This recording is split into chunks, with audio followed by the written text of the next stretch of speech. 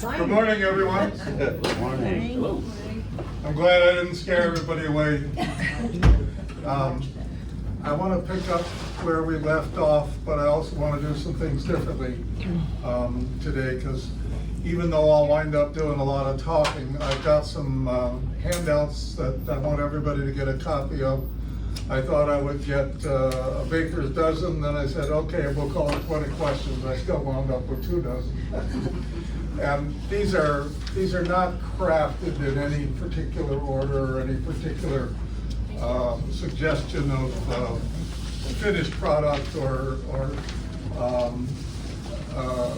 defense, but I thought some of these might trigger some thought on your parts that you might want to check out or test out, because there's just no way that I'm going to cover, or anybody can cover, in the amount of time that we've set aside, all that we've got. So kind of the task that I set for myself for today was to make a quick pass, Rick Steves style, we'll visit, but we'll just touch down and run off to the next section and take a few snapshots and run off to the next section.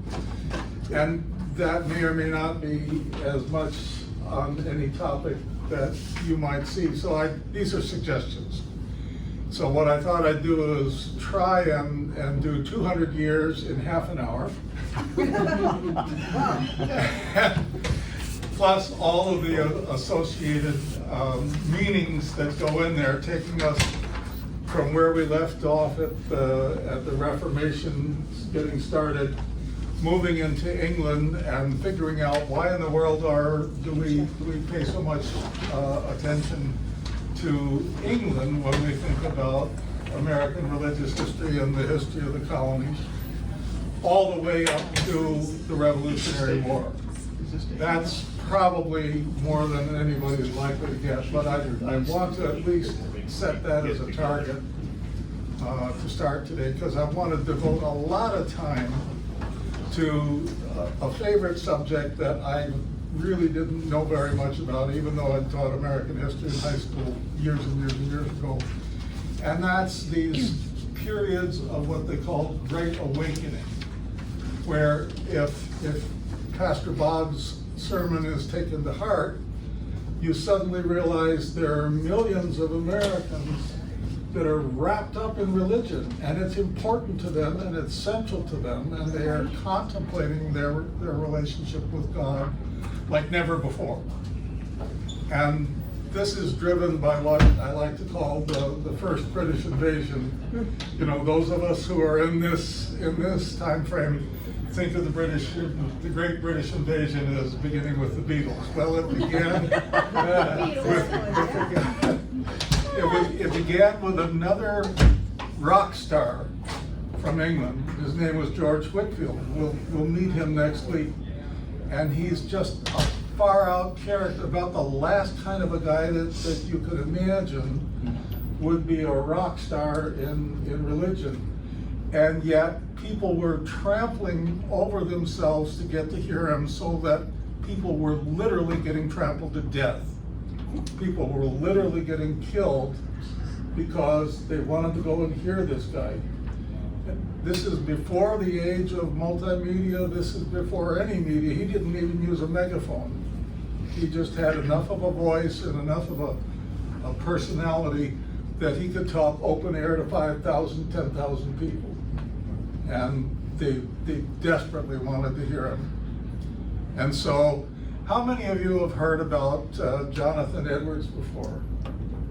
Remember him from, not too many. Jonathan Edwards becomes George Whitefield's buddy. Jonathan Edwards is the guy who kind of fleshes out the theology that goes with Whitefield's emotional drive, his magnetism that pulls people together. And Jonathan Edwards is kind of the transition from where we spend a bunch of time today with these Puritans that we spend so much time on because of their importance in American history and their driving deep into the American psyche. Jonathan Edwards is the guy who lays the foundation for what Pastor Bob was leading us toward if we had lived 200 plus years ago, which would be, how do we contemplate our connection with God? And what he wanted to do it was in connection with Calvinism. So if you are in the colonies and you are of the stripe that comes from England and has this connection to either the British Church or to those who are rebelling against the British Church, your primary preoccupation is what we talked about a little bit to launch the idea last year. It says, am I damned or not? Am I going to hell or am I saved? And how will I know? And Jonathan Edwards delivers a sermon that has been kept for the ages, and he literally had to stop talking in the middle of his sermon. He had to interrupt himself because people were weeping and they were so distraught. And so I will capture some of that for you so you can hear it. We'll get some readers to see if they can get the emotion of the moment. It's called Sinners in the Hands of an Angry God. Think about that. Now compare that to what you hear from Pastor Bob or Pastor Jay week after week. Jonathan Edwards describes you like you're at the bottom of a spider web. That's all that's holding you above the pit. And God can let that go anytime he wants to. Why doesn't he? Do you deserve it? Yeah, you deserve it. So what's to save you in that process? That's where we go to next. So where we left off last week, we were leaving England, or we were starting to pay attention to England and how this all moved. So that's where I want to take us first. We'll spend half an hour or so getting us into the colonies, maybe do a little overview of, because they're not all British. They're not all Anglican.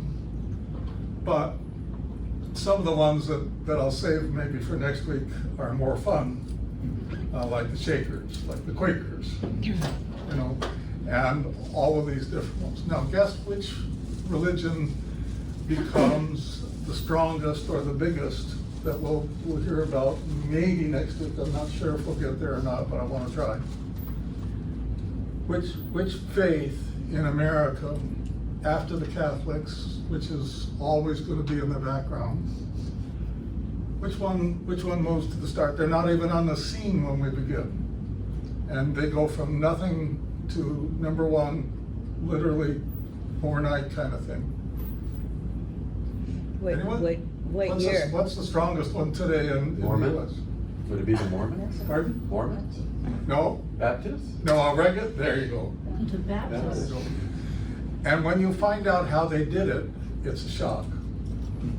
It's completely different from what we're used to, and yet there they are. So there's a lot to cover, and I think I'll try and do this, if this works out today, next week, and prepare some questions too for next week. So while we're at it, even though it might be distracting, take a look at some of these. If any of these are burning in your mind's eye, or any of these are ones that you want to bring up, we'll take as much as we've got time for and kick some of those around before we end today. Does that work for everybody? Yes. Good? All right, let's open with prayer then. Lord, I thank you for all of the people that have come to your house today. I was glad when they said to me, let's go to the house of the Lord, and I'm glad that you brought us all back together.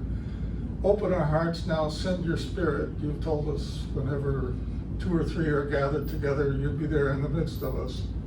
We have a chair for you, Jesus, but we know you're here all the time in your Spirit. We know that you're with us, and even if we are just in solitude, as Pastor Bob said, we know you're still there. So you've given us a lot to think about, Lord. Stay with us. Help us today so that all the words of our mouths and the meditations of our hearts are acceptable in your sight and to your glory. We ask this all in Jesus' name. Amen. Okay, let's take a look at where we were, if I can get it to the part 2.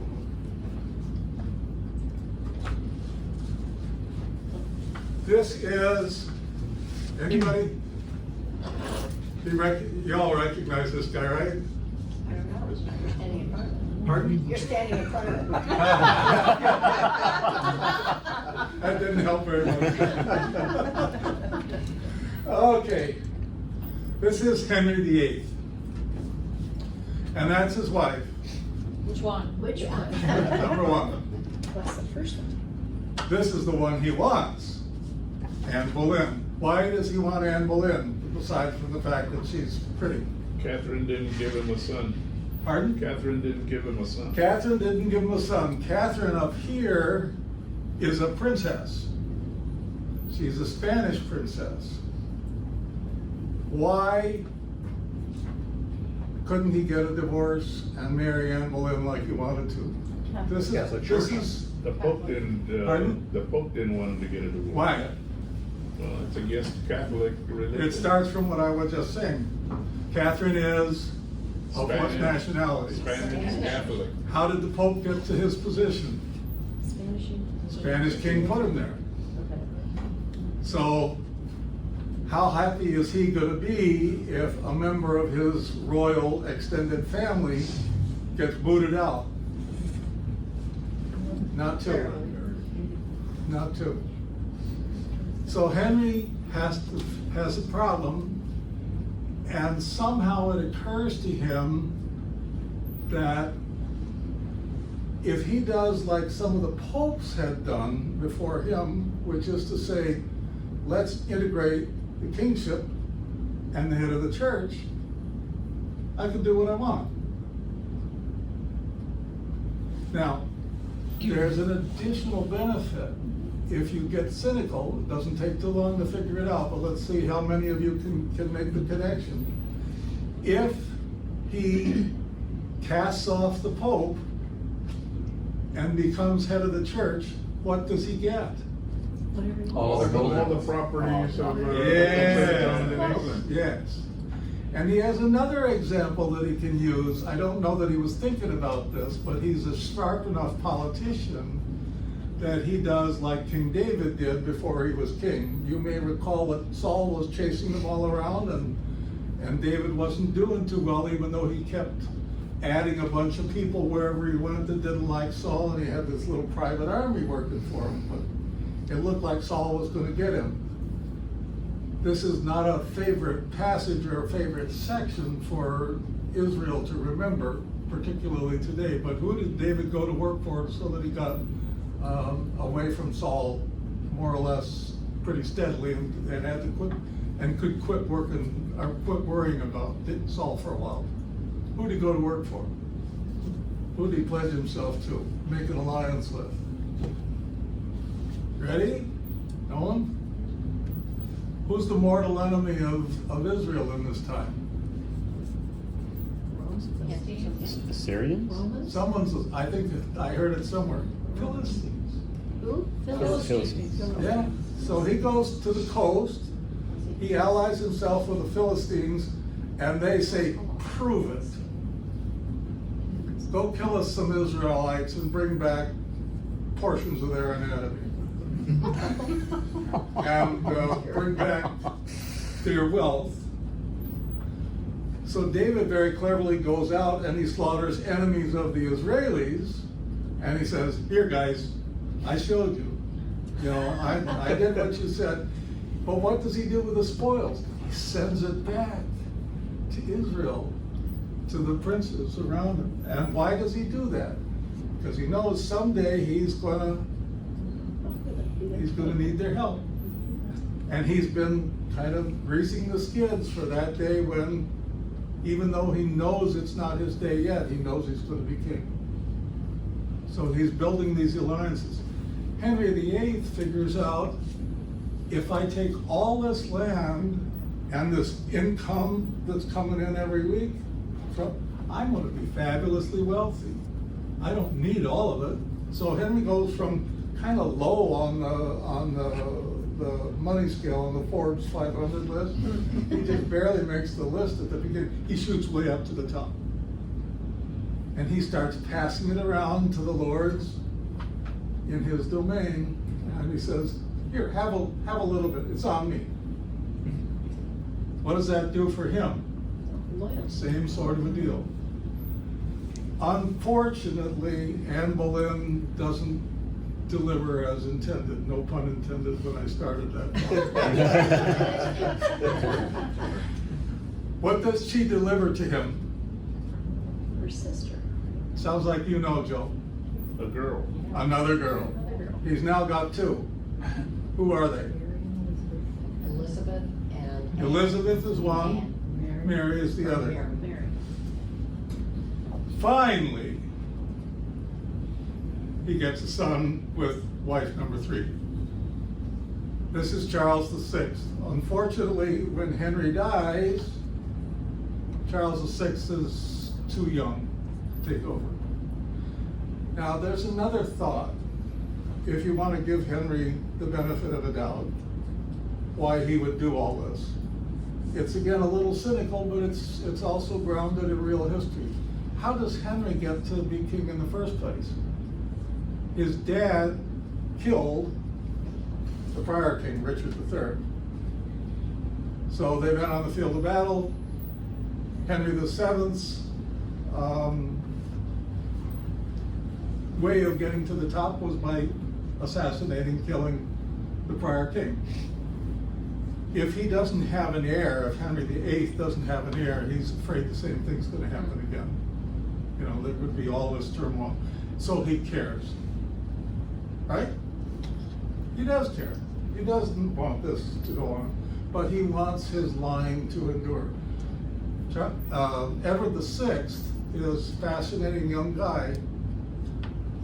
Edward VI is more interested in religion than Henry was.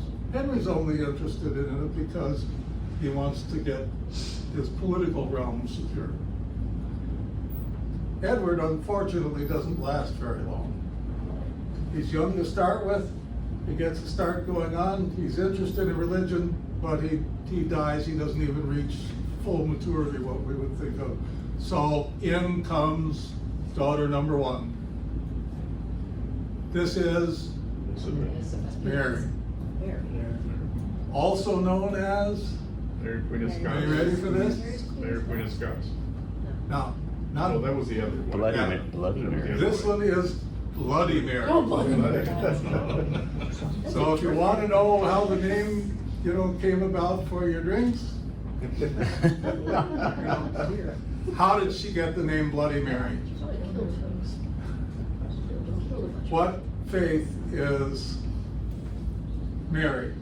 Mary takes after her mom, who was a Catholic. And now we've got all this land and all of this former Catholic property and money in the hands of Daddy Britain. She doesn't like this. Got a wonderful selection of hymns and a book of worship and some biblical movement that's coming along. The Church of England looks like it's going to be the leader in Europe, during the Reformation. It looks like they have a chance to surpass the Calvinism that we're seeing going on at the same time. Mary says, let's put a screeching halt to that.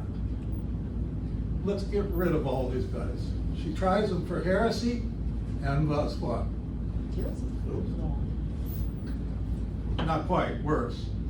Tortures. Chops their heads. What's Torture. worse? You're on the right track. What's worse? What's the way of dying that Chop you their do to a heads. heretic? Chop their heads.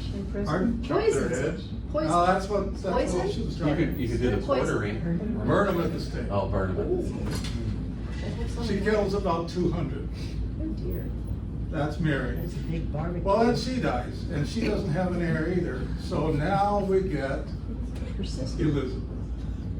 Elizabeth I. Elizabeth I is very, canny. She's sharp as a tack. She laughs. And Elizabeth sees that all of this turmoil doesn't make much sense. Let's go back, let's reestablish, let's make sure that the throne is connected right. She says, I'll be head of the church again. I think that's a good idea. And we'll just settle things down. There had been a declaration of faith called the 39 Articles. It started with 13, it bounced around and so forth. But, you know, it's kind of mushy a little bit, but everybody can sort of understand what it's about. And the big thing is it doesn't disturb anybody enough that it drives them away. She's all about, let's get some unity going here. Let's establish the Church of England in a way that it has a firm foundation and will last. Guess how long those 39 articles last? They're still there today. If you were to go to an Anglican service today, what do we call Anglicans today, by the way, in America usually? Episcopalians, right. So and by the way, in the ELCA, I think it's the first church that we had open communion with that we could share and feel comfortable with theologically and not feel out of place, was the Episcopalian church. They're the first ones that we set up as common communion with. Even so, there's big differences, but you know, in general, we didn't fight between those two. So Elizabeth hangs on. Elizabeth never marries either, so she never has an heir. She thought she was pregnant. Her body started acting as though it was pregnant. She had a phantom pregnancy, they called it. And everybody was watching her to see, are we going to get an heir? What's going to happen with this? It was false alarm. She kept telling the world, well, I'm going to marry this guy. Nah, she never did. She figured out if she was married, what would happen to her.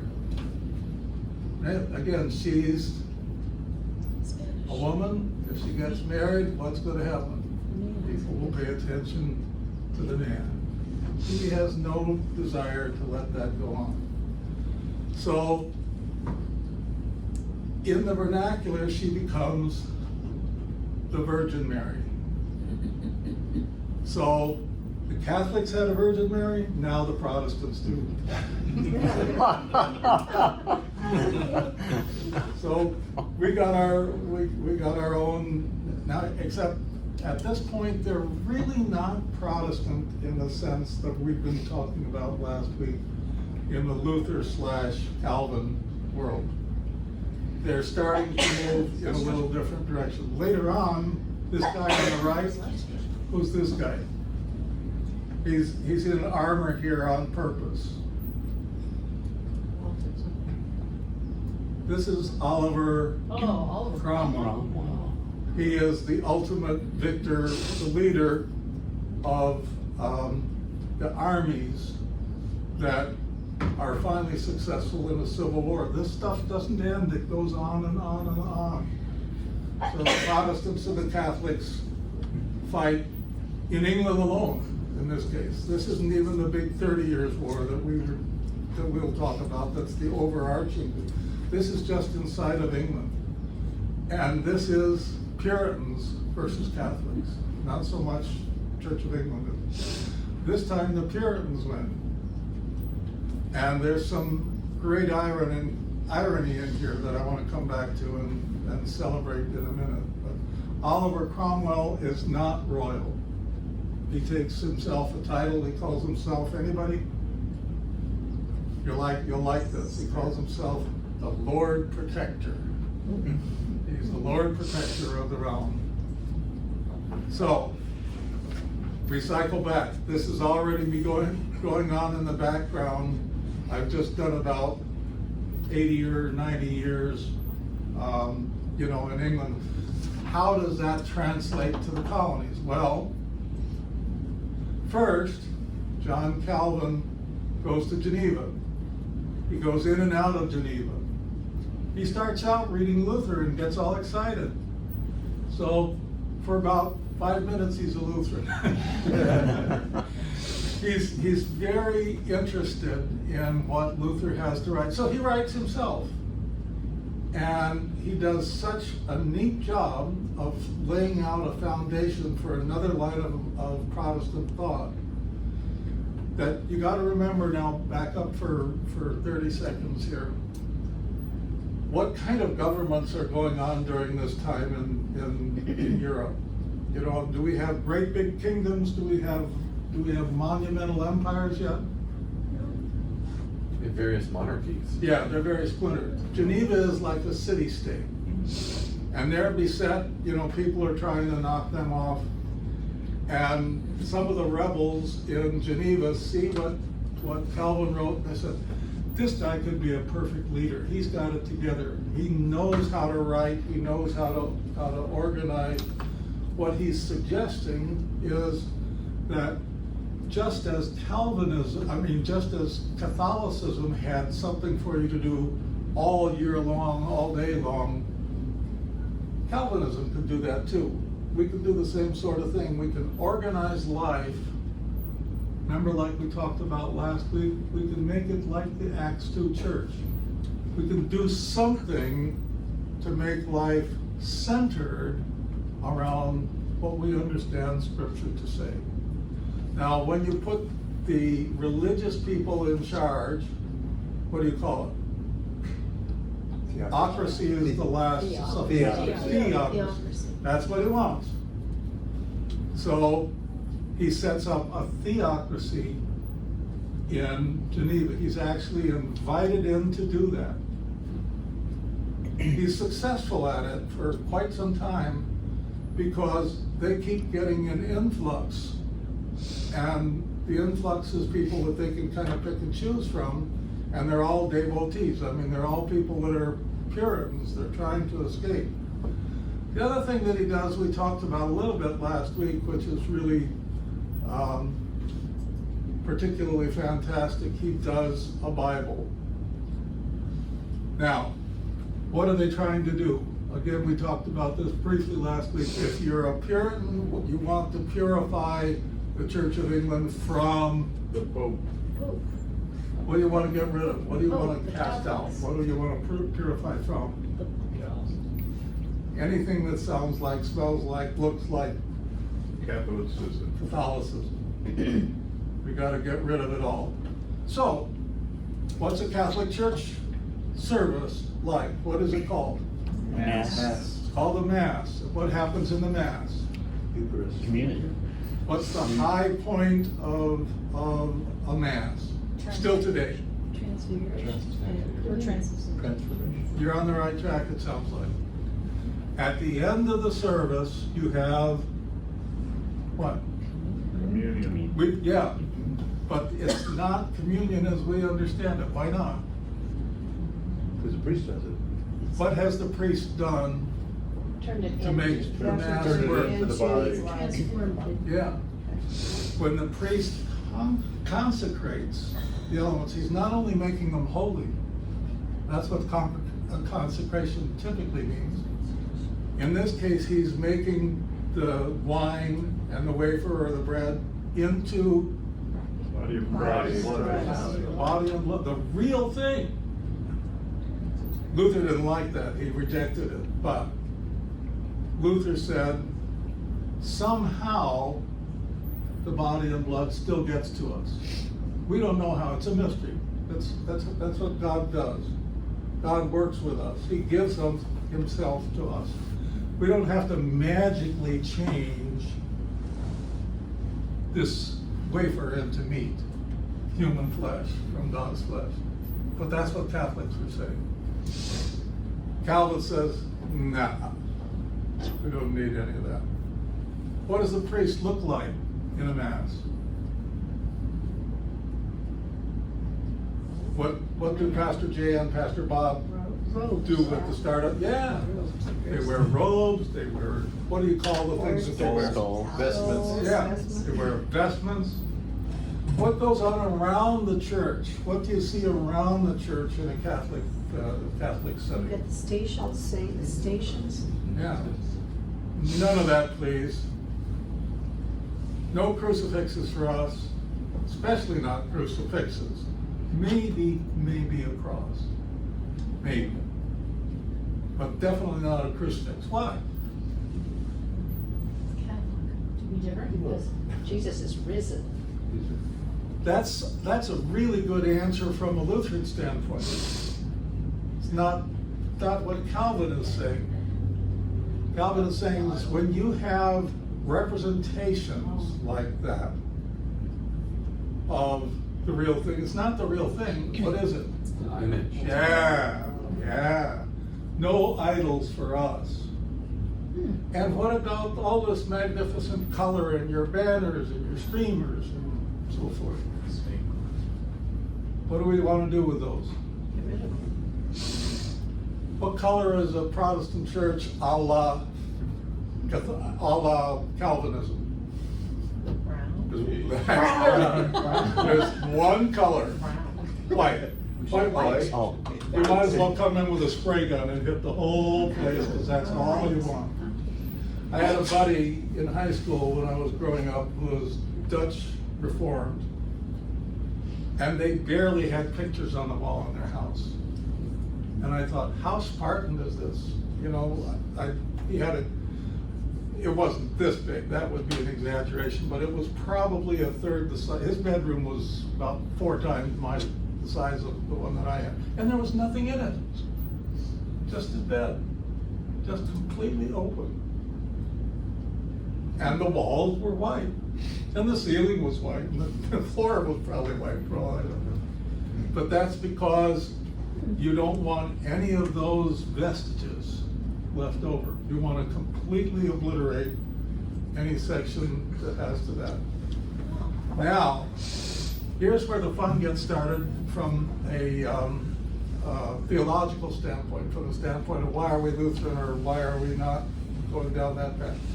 The purpose, as we said, of the Mass is to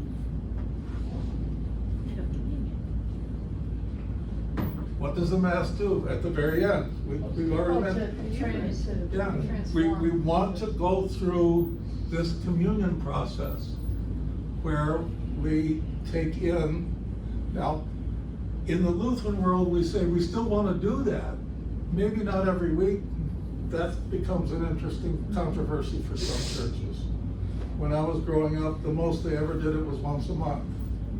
You know, the church we just came from went the other direction, said we got to do it every week. So, you know, take your pick. There's arguments to be made either way. But the Calvinist world doesn't want any of that. Why do you have communion at all?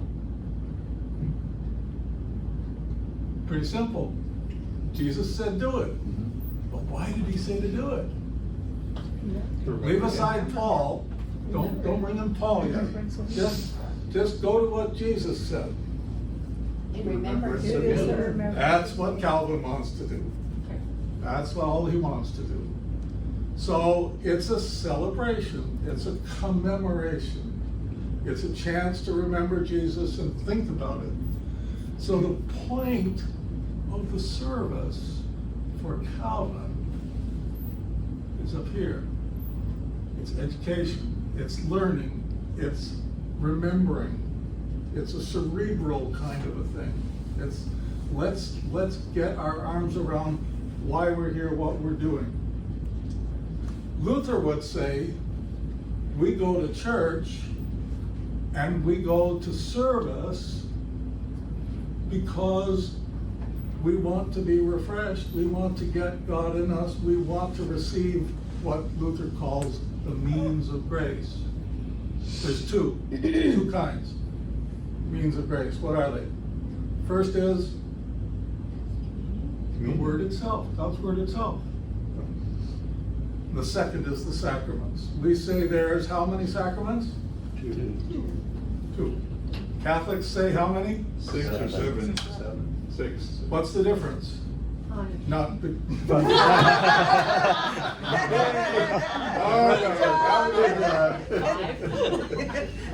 Math teacher. A sacrament is, according to Luther and according to our tradition, A sacrament is a way that you get salvation. This is a way that you get God coming to you. This is a conduit, if you will, for the Holy Spirit to work. So when we baptize even a baby, which becomes the first real challenge, I suspect, to the Lutheran world, is the Baptists say that you shouldn't be baptizing babies. They can't figure this out. They don't have any rational powers yet. They can't say yes. But the Lutheran position that we still hold today is God can say yes. And it's not up to us to say yes anyway. So the second big challenge that I've got to lay out without spending hours on it, I have to work with all the time, because it's twofold.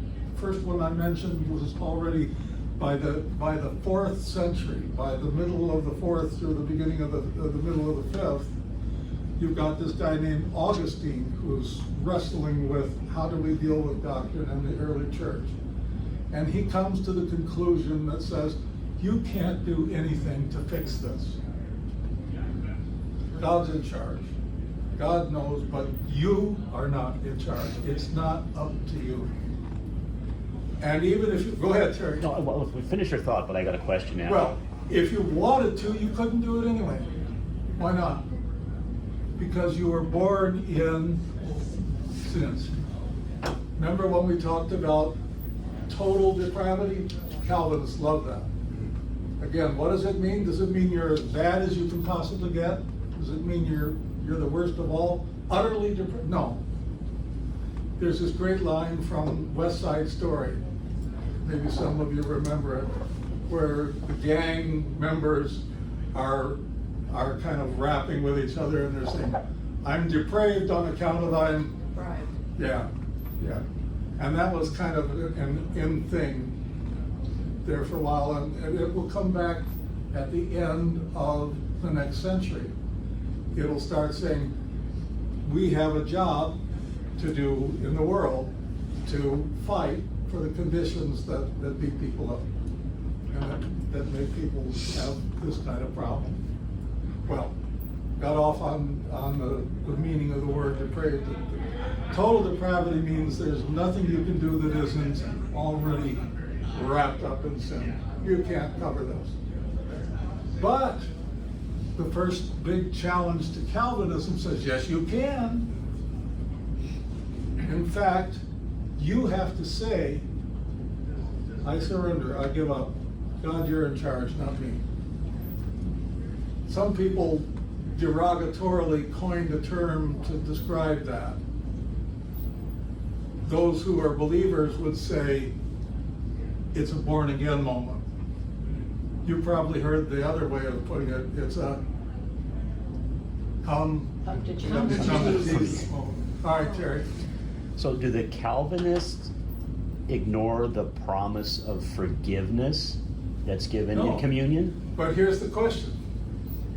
Who gets the promise? I would argue the parishioners, anyone that participates in Holy Communion. Calvin says it's not up for us to decide. Luther agrees with that. So, do we deserve the promise? No. So is it fair that some get it and some don't? Careful, that's kind of a trap because you have to define what fair means. Does fair mean everybody gets the same thing? Or does fair mean they get what they deserve? So the Calvinists who drive this a whole lot more than the Lutherans do would say, it's fair because everybody gets what they deserve. But Luther and Calvin agree, some people get, what's the word? What do we get that we don't deserve? Grace. That's the magic formula. That's the magic formula. So what happens is, in the Calvinist church, we're going to talk about this all day long. You think services are long now? Try one in the morning and another one in the afternoon. every so often, the legislature, whatever it is, the people who are making the laws decide this is a special day, and they decree, we'll have a fast this day. What do you do on the fast day? You go to church and you hear some more sermons. All day long. This is what's important. Now, it's so important that you pay attention to this and that you get it, and that that's the point of church, and that we have Bibles now. We want everybody to be able to read these Bibles.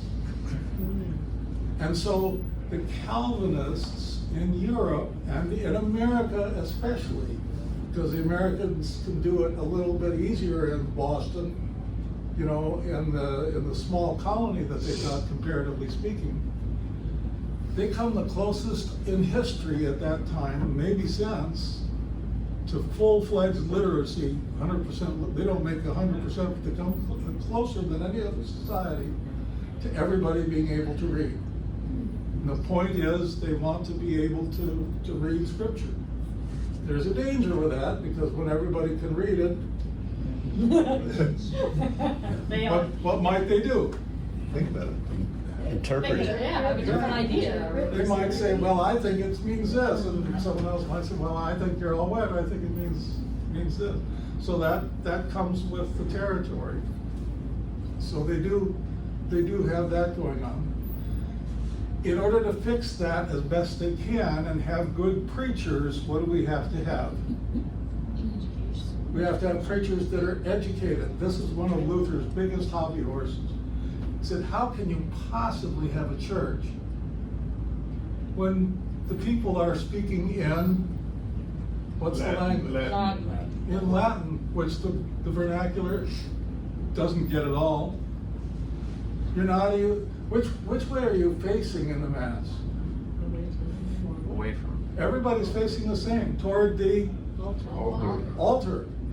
In the Protestant service, a la Catholic, and a la Calvin and Luther too, and still to this day, what do we spend most of our attention on in the service? Do we look at the altar most of the service? What do we look at?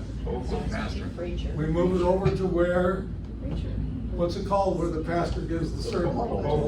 Yeah, yeah. If the pastor isn't walking out and being among the parishioners, he's going into the pulpit. So the focus is shifted. Everything is different, getting away from that Catholic kind of a shot. How about our music? What about our organ? Nuh-uh. Don't need any of that stuff. The Anglican Church has a wonderful book of worship. The guy who wrote it burned at the stake. By Mary. It's still around. If you go to a service today, a funeral or a regular Episcopalian service, chances are it will come right out of the book of worship that goes all the way back to these early days. A guy by the name of Thomas Cranmer. He's one of the heroes of the Christian faith. And he gets immolated, literally, by Elizabeth. So we don't want any of that stuff. We don't want any liturgy. Now, guess what happens? I'm on the way to America, remember? How does this sit with the boys back in England who are, even Elizabeth, who has now got the Church of England on a firm footing? How does she like these challengers who keep saying, you know, you're impure, you're muddy, you're not getting it right? How do they like that? Well, isn't that why they sent them to America first? So eventually you kind of get two groups. One of them is much smaller than the other one, but you get people that say, we've got to purify the church, we've got to finish the job. We've got to get England's church into a position where it's centered on Scripture, where it's centered on faith, where it's centered on grace, and doesn't have any of this other stuff. Now, the Lutheran world says, not so fast, guys. These help people.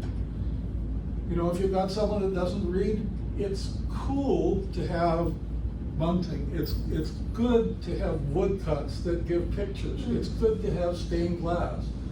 These are ways that the uneducated can grasp the message. There are other ways to transmit the thought.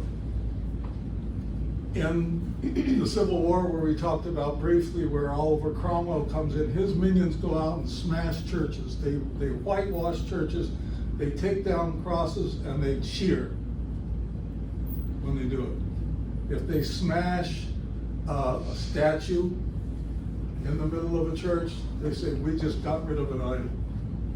Hooray for us. And they keep track. There's records of how many different icons and windows they've completely beat up and smashed and torn, never to be gotten back, obviously, again. It's a sad time for the church that this is happening. Others are saying, you know what, we can't fix this. Not here, we can't. There's just too much. We gotta get out and start over. These people become known as separatists, and they become our, anybody? They land at Plymouth Rock. Pilgrims. Someone knows. Pilgrims. Yeah, they're the Pilgrims. But when the Pilgrims go, leaving the mother church after they ran away to the Netherlands, the British still try and chase them down, even though they're in an area which is pretty tolerant and letting them do their thing. And finally they realize you can run but you can't hide, sort of like King David before he was king. You know, they're just going to keep after him. They say, we got to go to America. We got to go somewhere where we can start from scratch. So this is a replica of the Mayflower. This is the Mayflower 2. That's apparently what it looked like. Not a particularly attractive ship. There was originally 2 ships. One of them was so rickety that by the time they had to turn back the first time, because of storms and stuff, they realized it wasn't going to work. So everybody that still wanted to go, they all plugged on one ship instead of 2, which just made things that much worse. So we have the separatists, who are the Puritans, and I think I told you the name for the other guys that they call them. The ones who are not religious but just want to go to, don't start to come. Strangers. Yeah, they're strangers. Strangers. So you've got pilgrims and strangers. They're blown off course. They can't make it to their destination. They try again, another storm forces them back. They realize this ship isn't going to make it forever, and we're not going to make it forever. So we have, what is it called when the king says you can go here and you can start a colony? You get a blank, fill in the blank. Dispensation. What's the document that you that gives you permission? This is called your charter. Oh. Same sort of thing as we would use it today. Their charter does not include, they're supposed to go to Virginia, not far from where Jamestown is already working. The first colony is already set up, and Jamestown is profitable. Back to that in a second. The reason why is kind of interesting. They're blown off course, they can't make it. So what are they gonna do? They said, well, we might as well stay here, you know, let's see what we can get going here. But they don't have the right to do that. At least not according to the documents that they've got. So they do some very American things. And they're just clever as the day is long. They get together and they create their own document. And this document is fascinating. Jim's going to read a big part of it to you, pretty much the whole. Go ahead. The Mayflower Compact. In the name of God, Amen. We whose names are underwritten, the loyal subjects of our dread sovereign Lord King James, by the grace of God, of Great Britain, France, and Ireland, King, defender of the faith, and I don't know what the little notation, but having undertaken for the glory of God and advancement of the Christian faith and the honor of our king and country, a voyage to plant the first colony in the northern parts of Virginia, do by these presents solemnly and mutually, in the presence of God and one another, covenant and combine ourselves together into a civil body politic for our better ordering and preservation and furtherance of the ends aforesaid. And by virtue hereof do enact, constitute, and frame such just and equal laws, ordinances, acts, constitutions, and officers from time to time, as shall be thought most meet and convenient for the general good of the colony, unto which we promise all due submission and obedience, in witness whereof we have unto subscribed our names at Cape Cod the 11th of November, in the reign of our sovereign Lord King James of England, France, and Ireland, the 18th, and of Scotland, the 54th, Anno Domini 1620. What do you pick up from that? Anything strike you as interesting, worth commenting on? They include the word covenant, Yes, they do. so that's usually, well, we still use it today. Yeah, and it's a big hobby horse for me, and I gotta kind of rein myself in. It's a misuse of the term. Yeah. You know, the way they're using the term is they're saying we're making a pact together between ourselves that's unbreakable. We're making a bond, we're swearing an oath to each other, as it were. You know, that's, biblically speaking, the model that they want to use is the model of covenants in the Bible. Well, in the Bible, the covenants come from God. They don't come from person to person. There's one notable exception, and that's the covenant between David and his best friend, Jonathan, Saul's son. And they make a covenant with each other to basically protect each other and declare loyalty forever.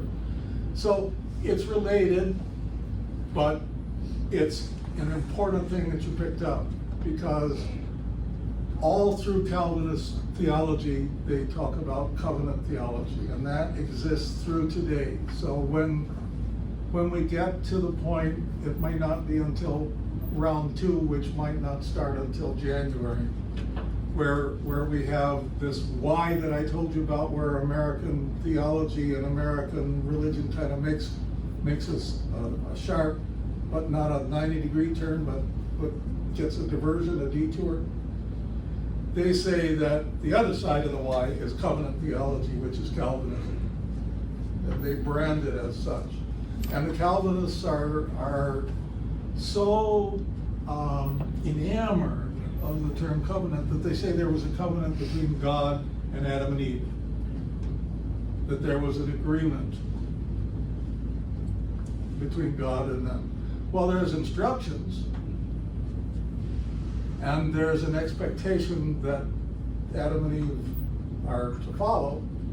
Does that constitute a covenant? Well, if you were to go to a Calvinist church, a Presbyterian church, a lot of the congregationalist churches, they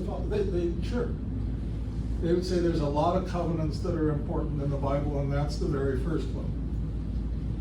So they start spreading it out and making distinctions. Well, this is a covenant of works, this is a covenant of faith, this is a covenant of bread, this is a covenant of this. I think it's confusing, and I don't think they get it right, but that's me. You know, there's a whole lot of other people that might go along with it. In the way that I look at the Bible and the way that I see it, you know, this is kind of the Lutheran in me coming out. It says, if it's not the way that God presents it in the Bible, why are you going there? Why do you need that? And that's what this why is all about. This why is, they're saying, we could divide the history of the world up into chopped up sections that we call dispensations, because we can predict how it's all gonna end. So we work backwards from how it's all gonna end as depicted in Revelation. And we can see that at different points, God was acting in history in these ways. So we'll get there, I promise you. Might not be right off the bat this time, but that was where I plan to finish 2 weeks from now. Don't know if we'll make that or not. So, yes, that's number one. Covenant is a big deal. They talk about covenanting with each other. And when you get to Boston, they're gonna keep on using that word over and over and over. So that's a great observation, number one. Jim, take a look again at what you read. How does it start and how does it end? In the name of God and Anno Domini. What's common? Who are they talking about a couple of times in that document? They say, we're gonna make this ourselves, but we are, Subject to the king. Subject we're to the king. subjects of King? King James, that's right. King James. So, we're not rebels, guys. Yes, we're hanging back, we're gonna do our thing, but we owe our allegiance to the king. We're not trying to cause any trouble here. We're all good citizens. We're all gonna stay on track. Now, at about the same time, there's a sermon, and that's what I wanna finish with from this part before we get a few minutes anyway for questions. And the sermon is by a guy by the name of John Winthrop. And I want you to hear some of these words because you're gonna hear them again and again and again in American politics. They're one of two special areas where American historians love to debate, is this a good description of America or not? This one is a sermon on charity, not, when you talk about charity in the Bible, it's not what we're talking about giving. Charity is another way of describing, if you have charity towards someone, you have mercy and love. It's not about, well, all right, I'll take out my hip pocket and give you some, that's how we use it nowadays. But he uses a phrase, Governor Winthrop does, and it becomes something that JFK uses as he's starting on the way to make his administration. It's something that one president, probably more than any other, referred to over and over and over again. He modified it slightly. It's the blank on the hill. What is it? Light. The city on the hill. City. On the hill. So let's hear John Winthrop, Governor Winthrop. Who's got, there's 3 paragraphs, 3 long paragraphs. I got 3 readers. So. Are you the first one, Tony? Well, mine is more than, Okay. Thus stands? You got the first one? Is that, I don't know if it's the Yeah, first take one. the first one. Thus stands the cause between God and us. We are entered into covenant with him for this work. We have taken out a commission. This the one? Keep going It is. to the dividing line. The Lord hath given us leave to draw our own articles. We have professed to enterprise these and those accounts. Upon these and those ends, we have hereupon besought him of favor and blessing. Now, if the Lord shall please to hear us and bring us in peace to the place we desire, then hath he ratified this covenant and sealed our commission, and will expect a strict performance of the articles contained in it. But if we shall neglect the observation of these articles, which are the ends we have propounded, and dissembling with our God, shall fall to embrace this present world, and prosecute our carnal intentions, seeking great things for ourselves and our posterity, the Lord will surely break out in wrath against us, be revenged of such a sinful people, and make us know the price of the breaches of such a covenant. That sound familiar? Who told the people of Israel that they had made a covenant with God and they better stick to it?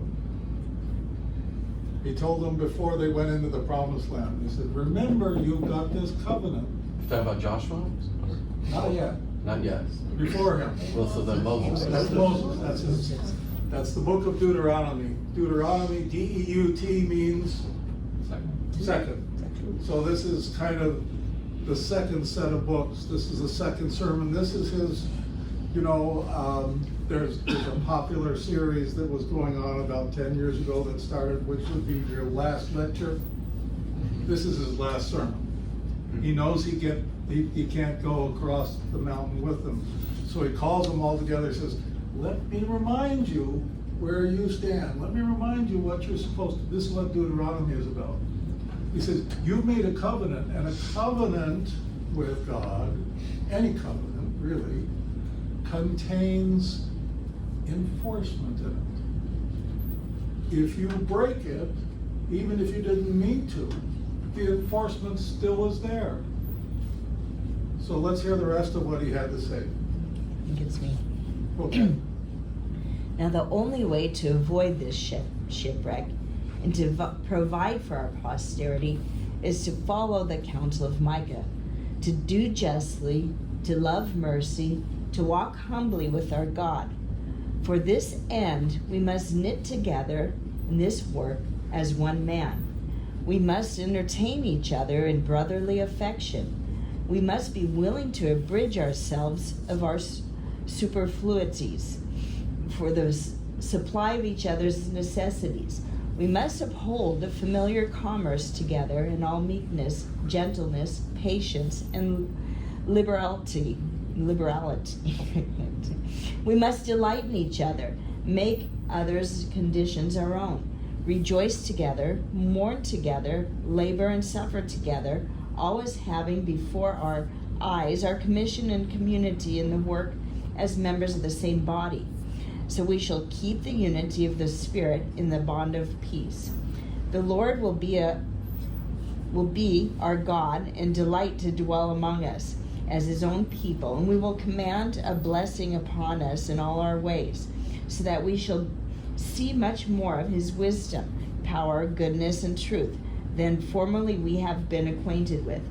We shall find that the God of Israel is among us, when 10 of us shall be able to resist 1,000 of our enemies, when he shall make us a praise and glory that men shall say of succeeding plantations, the Lord make it likely that of New England. Here ends the Now, reading. in other words, what he's saying is, we're just like the people of Israel. We are chosen, we have a mission, we have to do, if only they were able to live up to, what he wrote there. Someone who's done to finish, who can finish the third, okay, Terry, finish it up for us. For we must consider that we shall be as a city upon a hill. The eyes of all people are upon us, so that if we shall deal falsely with our God in this work we have undertaken, and so cause him to withdraw his present help from us, we shall be made a story and a byword through the world. We shall open the mouths of enemies to speak evil of the ways of God, and all professors of God's sake. We shall shame the faces of many of God's worthy servants, and cause their prayers to be turned into curses upon us till we be consumed out of the good land whither we are going. I shall shut up this discourse with that exhortation of Moses, that faithful servant of the Lord. In his last farewell to Israel, Deuteronomy chapter 30, Beloved, there is now set before us life and good, death and evil, in that we are commanded this day to love the Lord our God, and to love one another, to walk in his ways, and to keep his commandments, and his ordinance, and his laws, and the articles of our covenant with him, that we may live and be multiplied, and that the Lord our God may bless us in the land whither we go to possess it. But if our hearts shall turn away, so that we will not obey, but shall be seduced and worship and serve other gods, our pleasure and profits, and serve them, it is propounded unto us this day, we shall surely perish out of the good land whither we pass over this vast sea to possess it. Therefore, Let us choose life, that we and our seed may live by obeying his voice and cleaving to him, for he is our life and our prosperity. Yeah. I'm gonna come back to you in a second and ask you to put that in your own words. I'll give you 30 seconds to think. But this is where you were right. This is where Joshua said, as well as Moses, choose this day who you Serve. who you're gonna serve. That's where he has this line. That's where he got his line. For me and my family. Yeah. As for me and my family, we will Serve the Lord. The Lord, yeah. Yeah. Bob Dylan picks it up a couple of centuries later. He says, you gotta Serve serve somebody. somebody. Pastor Jay brought that out in service. He's right. So the memorable line is the first one that Terry read. For we Right, must yeah. for we must consider that we shall be as a city upon a hill. Now, city on a hill, what goes on there? What happens to the rest of the world? Their eyes are looking up. They're gonna see it's like you're living in a house of glass. If we don't do right, what happens? You're gonna see it. Everybody sees, what does everybody think about God if we don't do right? He didn't mean it. It isn't real. It isn't right. It isn't true. And what'll happen to us, Terry? Cause him to withdraw his present help from us. We shall be made a story and a byword through the world. This is exactly the same, sure. No, I'm just saying, we were just blown away. This is exactly the same as what Moses says in Deuteronomy. In covenant terms, it's called blessings and curses. Blessings for obedience, curses. And Deuteronomy has about 30 curses in a row that are gonna happen to you. You can just pick up your Bible and read it, and that's how the main part of the Jewish Bible ends. This is the end of Torah. This is the end of the Pentateuch, as we would call it. It says, you're going into the land, you better remember, you gotta deal with the Lord. You said you were gonna do it. Do it, it's gonna be great. You're gonna keep the land, everything will happen. Guess what if you don't? Bad news lies ahead. And so another third of the Bible is the prophets picking up that message and saying, guys, you're forgetting. You're not paying attention. You got a covenant with the Lord. You're not following it. That's a third of our Bible, right there. A third of the verses. Okay. 3 minutes for questions instead of 30. Let's see what are the ones that are the most important you'd like me to pick up next week? Let's see which gets the votes.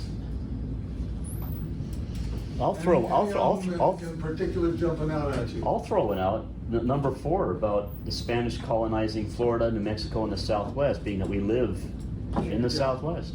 So the question is, why don't we speak Spanish? Yeah, or why isn't Some of us do. Why I was gonna isn't say.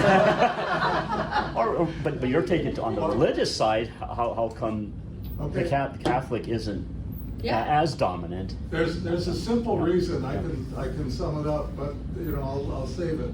The long and short of it is we speak English because the English won. The English basically had an open field in the center. The Spanish were at the periphery, and they didn't win.